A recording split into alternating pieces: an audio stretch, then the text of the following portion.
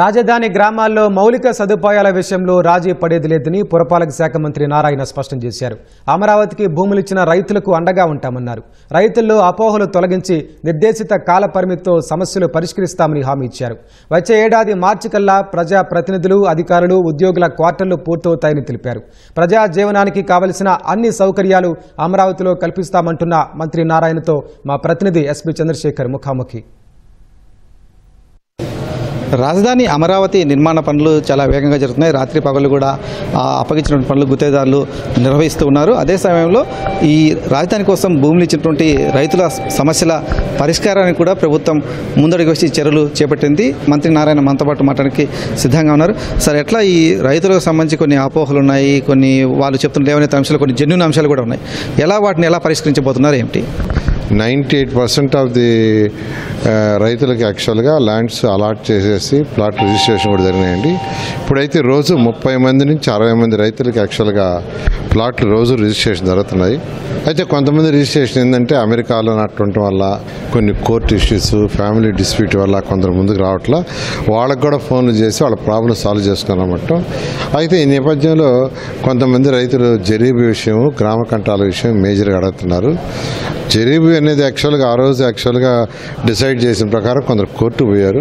Court ఒక committee ఏమన్నది, committee వేశారు. ఆ రిపోర్ట్ కలెక్టర్ దగ్గర ఉంది. కేంద్ర మంత్రులు, నేను, శాసనసభ్యులు కూర్చొని డిస్కస్ చేసి అధికారులకి ఆ రిపోర్ట్ తెప్పించి స్టడీ చేసి ఎవరికైతే జరీబు కింద, నాన్ జరీబు కింద ఇచ్చామో ఆ రూల్స్ ప్రకారం ఉందా లేదా స్టడీ చేసి 1 మంత్లో రిపోర్ట్ సబ్మిట్ చేస్తే దాని మీద డెసిషన్ తీసుకొని ముందుకు పోవడం జరుగుతుంది. అదేవిధంగా గ్రామ కంటాలు కూడా 2014-19లో చేసేటప్పుడు శాటిలైట్ పిక్చర్స్ తీసుకొని గ్రామ కంటాల హద్దులను ఫైనలైజ్ చేసాము. దాని ప్రకారం యాక్చువల్గా ఇవ్వటం జరిగింది. అయితే కొంతమంది మాకు ఇంకా కొంత ల్యాండ్ ఇవ్వాలని కొంతమంది రిక్వెస్ట్ చేస్తున్నారు. అయితే ఆ రూల్స్ ప్రకారం అది సూట్ అవుతుందా లేదా చెక్ చేయమని యాక్చువల్గా ఈరోజు చెప్పాము. అవసరమైతే వాళ్ళది కూడా విత్డ్రా చేసుకుంటామని యాక్చువల్గా ఆదేశం ఇచ్చారు. ఇది ఒకటి ఎన్జీటీ యాక్చువల్గా డైరెక్షన్ కోర్టులో ఉంది. ఎందుకంటే లంక ల్యాండ్స్లో ఏమీ కన్స్ట్రక్ట్ చేయడం లేదు, ఏమీ యాక్టివేట్ చేయలేదు. అందువల్ల అది కూడా ఫిబ్రవరి నెలలో దాని యొక్క జడ్జిమెంట్ వస్తుంది. అది వచ్చిన తర్వాత యాక్చువల్గా దాని మీద కూడా ఈ లోపల కూడా ఏం చేయాలనేది కూడా యాక్చువల్గా ఆలోచిస్తున్నాం. ఈ రాజధాని నిర్మాణ పనులు జరుగుతున్న సమయంలో గ్రామాల్లో మౌలిక వసతుల మీద కూడా చాలా ఇబ్బందులు ఎదురవుతున్నాయి. ఏమీ డెవలప్మెంట్ జరగట్లేదు. ఎందుకంటే లోకల్ బాడీ ఎలక్షన్స్ లేదు, లోకల్ గవర్నమెంట్స్ లేవు కాబట్టి. సో దానికి సంబంధించి ఎట్లా పరిష్కారం చూపించబోతున్నారు? లోకల్ డెవలప్మెంట్ సంబంధించి ఎలా ముందుకెళ్తారు? కాంట్రాక్టర్లు ఆ డిపిఆర్లను యాక్చువల్గా వర్కౌట్ చేస్తున్నారండి.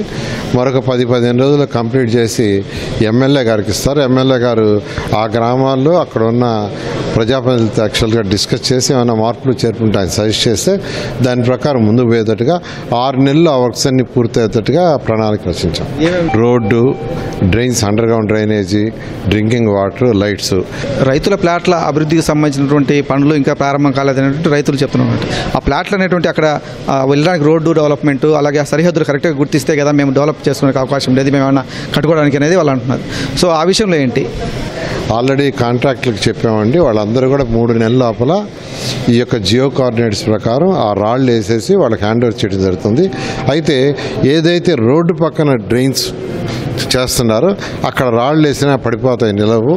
ఎందుకంటే డ్రైన్ తవ్వటం వల్ల ఆ పక్క కాకుండా మిగతా పక్క ఫస్ట్ కంప్లీట్ చేస్తాం. డ్రైన్ ఎప్పుడైతే కంప్లీట్ అవుతుందో ఆ పక్క కూడా చేస్తామని చెప్పారు. ఆ విధంగా 3 నెలల లోపల వాటి వరకు కంప్లీట్ చేయడం జరుగుతుంది.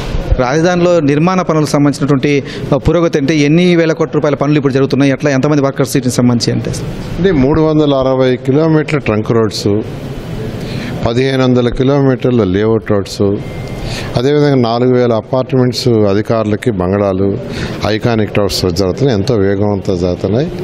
ఈ బంగళాలు ఇవైతే రేపు మార్చి, జూన్, మ్యాక్సిమం మార్చ్, ఏప్రిల్, మేలో అన్నీ కంప్లీట్ అయిపోతాయి. వీలైనంత వరకు మార్చ్ ఎండింగ్కే మేజర్ అయిపోతాయి. ఏదన్నా ఒక 400-500 మిగిలితే అవి ఏప్రిల్, మేలో హ్యాండ్ ఓవర్ చేయడం జరుగుతుంది. ట్రంక్ రోడ్స్ ఒక 1.5 yearలో పూర్తవుతాయి. Layout roads 2.5 years, iconic towers 3 yearsలో కంప్లీట్ అవుతాయి. పబ్లిక్ యాక్టివిటీ అనేది పెరగాల్సిన అవసరం ఉంది. అంటే ఎంప్లాయీస్ అని కూడా కనీసం ఇక్కడ వచ్చేటువంటి అవకాశం ఎప్పటి నుంచి ఉంటాయి? అంటే క్వార్టర్స్ అయినప్పుడు పూర్తయ్యే అవకాశం ఉంది.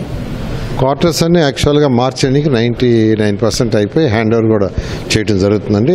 వాళ్ళు రావడానికి కూడా ఇబ్బంది లేకుండా ఉండటానికి ఇటు గుంటూరు నుంచి వచ్చేవాళ్ళు కానీ ఇటు హైదరాబాదు విజయవాడ నుంచి వచ్చేవాళ్ళైనా E8 రోడ్ దగ్గర దిగేటట్టుగా సర్కిల్ ఏర్పాటు చేశారు. E8లో దిగి రాజధానికి రావచ్చు. ఇంకోటి సీడాక్స్ రోడ్డు కూడా మంగళగిరికి రేపు జనవరి ఎండింగ్ కల్లా కంప్లీట్ అయ్యేటట్టు వర్క్ చేస్తున్నాం. అది కూడా యాక్చువల్గా జనవరి ఎండింగ్కి వచ్చేస్తుంది. వస్తే ఇటు మంగళగిరి రోడ్డు మీద కానీ ఇటు విజయవాడ నుంచి వచ్చేవాళ్ళు ఇటు వస్తారు.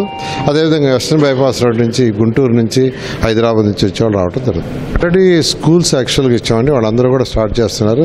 ముందు SRM విట్టోళ్ళు అయితే రేపు జూన్కే CBSE స్కూల్స్ 2 స్టార్ట్ చేస్తున్నారు. అదేవిధంగా 50 బెడెడ్ హాస్పిటల్స్ 2 వాళ్ళిద్దరు స్టార్ట్ చేస్తున్నారు విత్ ఎమర్జెన్సీ. అందువల్ల ఇక్కడ ఎవరికైతే వస్తున్నారో ఫస్ట్ అధికారులు కానీ ఇంకోరు కానీ వాళ్ళకి బేసిక్గా వాళ్ళు స్టార్ట్ చేశారు. మిగతా వాళ్ళు కూడా ఎవరికైతే మనం ల్యాండ్స్ ఇచ్చామో వాళ్ళందరూ స్టార్ట్ చేస్తున్నారు. అవన్నీ స్టార్ట్ చేస్తే 1 year, 1.5 year, 2 yearsలో అవుతాయి. ఫ్లడ్ మేనేజ్మెంట్ కూడా చాలా విమర్శలు వస్తున్నాయి. దాని మీద వర్షం వచ్చినప్పుడల్లా మునిగిపోతున్న ఒక ప్రచారాన్ని అయితే తెరపైకి తీసుకొని వస్తున్నారు. ఏంటి అసలు అంటే ఇప్పుడు ఆ కొండబెట్టి వర్క్ కానీ డైవర్షన్ వర్క్స్ కావచ్చు, అవి ఏ స్థాయిలో ఉన్నాయి, అవి పూర్తయితే ఇక్కడ పరిస్థితి ఎట్లా ఉండబోతోంది? నెదర్లాండ్స్ అనేది సీ కంటే కింద ఉంటుంది అంటారు. వాళ్ళ దగ్గర డిజైన్ చేయించాం. కొండవీటి వాగు, పాలవాగు, తర్వాత గ్రావిటీ కెనాలు, తర్వాత 6 రిజర్వాయర్లు. అసలు ఎంత వర్షం వచ్చినా వీటిల్లో స్టాక్ అయిపోద్దని ఇచ్చారు, బయటికి పోదని. కానీ బయటికి పంప్ చేయడానికి కూడా 24,000 క్యూసెక్కుల వాటర్ని బయటికి పంప్ చేసేటట్టుగా కెనాల్స్ ఇచ్చారు. అందువల్ల అమరావతి రాజధానికి ఫ్లడ్ విషయంలో ఎటువంటి భయం అవసరం లేదు. ఈ వైకుంఠపురం నుంచి ప్రకాశం బ్యారేజ్ వరకు కరకట్ట స్ట్రెంథనింగ్ మీద కూడా ఒక డిమాండ్ ఉంది. ఎందుకంటే మొన్న దాదాపు 12 లక్షల క్యూసెక్కుల వరద వచ్చినప్పుడు కొంత భయపడ్డారు ఈ ప్రాంత ప్రజలు. సో దాన్ని ఏమైనా స్ట్రెంథన్ చేసేటువంటి ప్రపోజల్ ఏమైనా ఉందా ఏంటి? ఖచ్చితంగా రండి. సీడాక్స్ రోడ్ వర్క్ జరుగుతుంది. అది జనవరికి ఎండింగ్ అయిపోతే ఈ ట్రాఫిక్ అంతా దాని మీద డైవర్ట్ చేస్తాం. డైవర్ట్ చేసిన తర్వాత కరకట్ట వర్క్ టేకప్ చేసి దాన్ని కూడా స్ట్రెంథన్ చేస్తూ దాని మీద కూడా రోడ్డు వస్తుంది. అది 4 లైన్. యాక్చువల్గా మనం ఏదైతే ల్యాండ్ పుల్లింగ్ తీసుకుని అంతవరకు తీసుకుంటాం, తర్వాత ఫ్యూచర్లో ఎక్స్టెండ్ చేయడం జరుగుతుంది. నిర్మాణ పనుల విషయంలో పురోగతి చాలా వేగంగా ఉంది.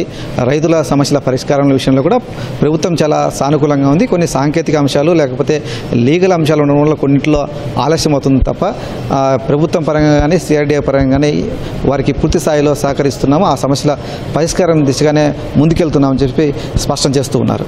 కెమెరామెన్ కేశవ్తో పూర్ణ చంద్రశేఖర్, ఈటీవీ న్యూస్, అమరావతి.